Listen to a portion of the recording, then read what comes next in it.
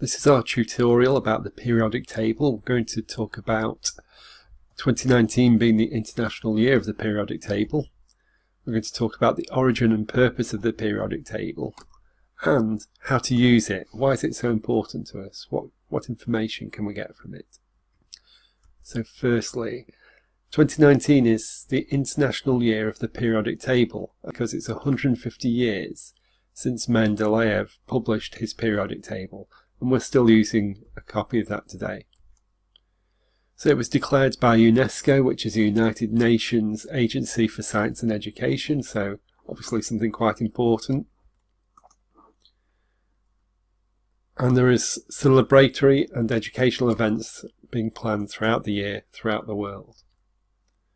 So you could check out there's a dedicated website for this, or you can check out the hashtag IYPT2019. Okay, on to the purpose of the periodic table. So what is it for?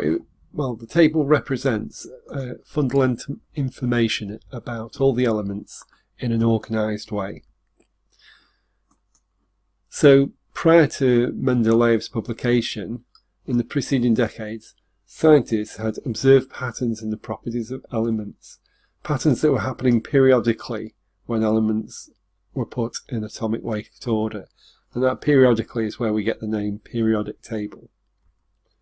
So several scientists published attempts to show these patterns. So notably, there was a German chemist Dobereiner who proposed groups of 3 elements he called triads, and an English chemist Newlands proposed his law of octaves.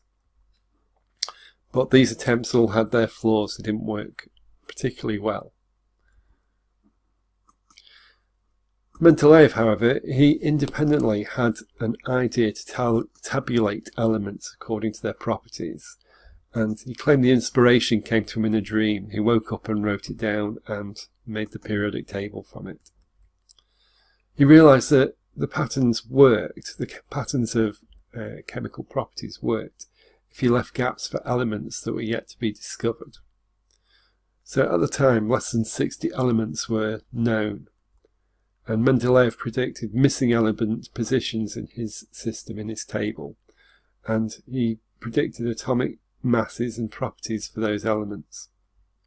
And a lot of his predictions have proven to be pretty accurate over the period since.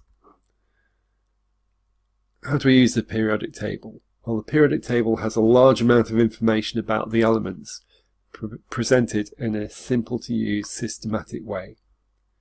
The atomic number and mass number are shown for each element. Elements are shown in atomic order number, starting with hydrogen towards the top left of the table. The columns show groups of elements with similar chemical properties. And each row or period show elements with the same number of electron shells. So, for example, we have here a section of the periodic table showing us the official name of the element and the atomic symbol. This is lithium, obviously. We can also see the atomic number, that is the number of protons in each atom of that element, and the mass number, that's the relative atomic mass of each atom of lithium in this case. Okay, we talked about groups being the columns, so each column is a group and has a number, a group number, and that's like this number 1 that you can see at the top of the table here. And other groups are here, so the 2nd, 3rd, 4th, 5th, 6th, 7th, and group 0 on the right hand side. The elements in each group have similar chemical properties to each other, so for example we're looking at group 1 here. All the elements here are reactive metals. They're all soft and react spontaneously with water, so you can see we've got lithium, sodium, potassium, rubidium, cesium and francium. You've probably seen, or at least seen, videos of the reactions between lithium or sodium or potassium with water. They react very reactively indeed, and actually the other metals here do more so. Okay, so their similar properties are due to them having exactly 1 electron in their outer shell. It's because they all have the same number of electrons in their outer shell. So group 1 all have 1 electron there. Another example, we have group 0 here, the noble gases, and these are the least reactive of all elements. So each atom of a group 0 element has a completely full outer shell, and that's why they all have similar properties, and that's why they're all so unreactive.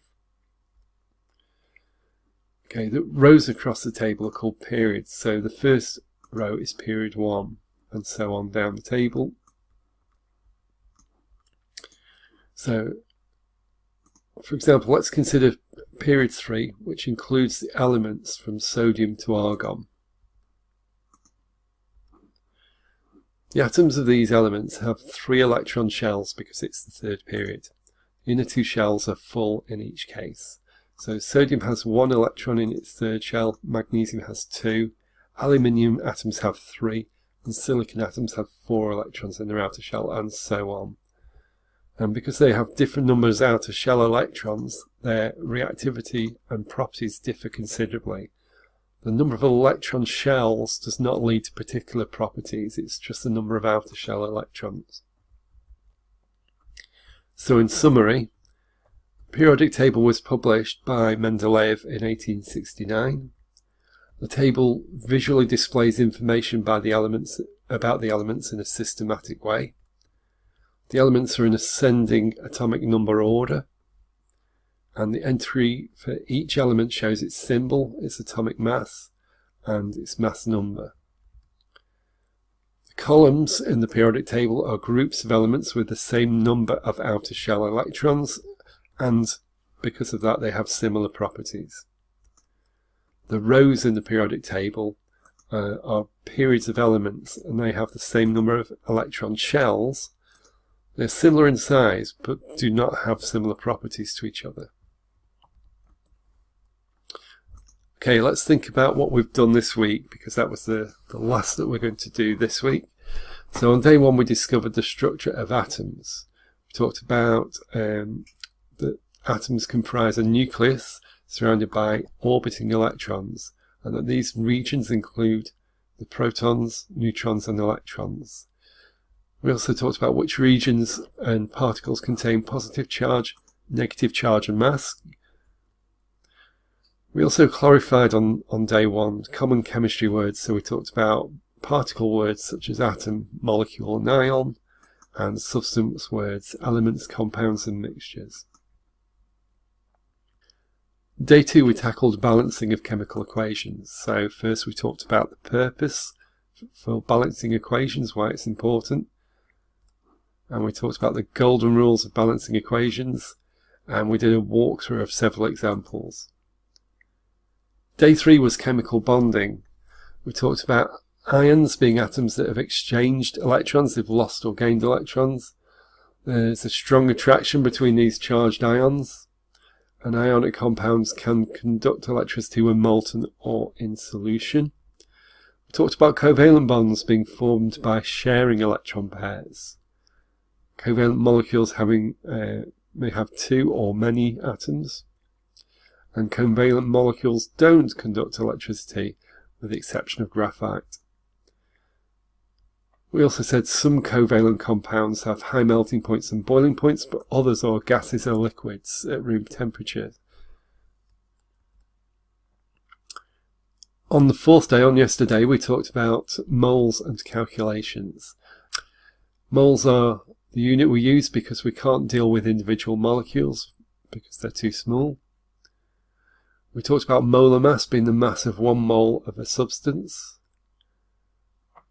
We talked about calculations of numbers of reacting moles and did some examples.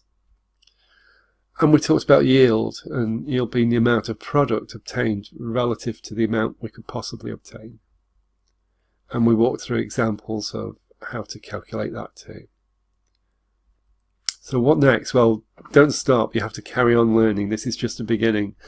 This challenge is over for now. This was the last tutorial. There's plenty more chemistry to learn. These were just the fundamentals. You have to build on that now. And if you have learned and enjoyed the challenge, we'd be delighted if you want to use our website. And don't forget, the idea is not to be perfect just because you've been through a few tutorials, but to look for some progress, to get better each time you look at one of these tutorials, or each time you go to your textbook, or each time you do a chemistry lesson.